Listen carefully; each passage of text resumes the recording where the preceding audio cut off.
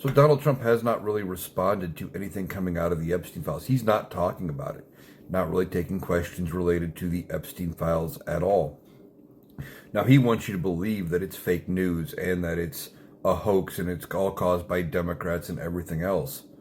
But the fact of the matter is, I wasn't even expecting to see what we've already gotten out in the public. I figured there'd be no mentions of Donald Trump. And just the little bit we've got already makes me think whatever's in there about him is really, really bad. There were emails going back to 2014, I think, 2011, something like that, that said Donald Trump was in a room with an underage girl. And we think that might have been Virginia Giuffre. Now, she never said anything bad about Donald Trump in her book when she was alive. But she did say something in her book about that there was somebody who threatened to sue her into oblivion, including, her family, her kids and, for future generations. That sounds like something Donald Trump would do. Now, we don't know for sure that it was Donald Trump, and we find out through these emails that he had been with at least one underage girl in a room somewhere alone. Now, why would you, as a person probably in your 40s or 50s, be in a room with an underage girl you're not related to in a situation like that? There's no call for it.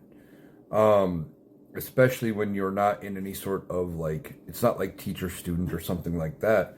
This was just a wealthy-ish businessman who was kind of well known. And they talk about how Epstein had enough information on Donald Trump that he could end him, and he was about 75% of the way to ending him. Donald Trump is terrified, and he's not talking about the files because he knows the more attention he brings to it, the more pressure there's going to be. He wants it to go away, and he doesn't know how to handle it in any other way right now. So his choice is to just ignore the problem and hope it goes away, and it's not going to work. These files are going to come out next week. There's going to be the vote, and he's going to be blindsided when, a bunch of people break ranks and vote against Donald Trump by voting to release the files. This is the beginning of the end for Donald Trump. He is terrified, and it's only going to get worse. I do not see a way out of this for Donald Trump.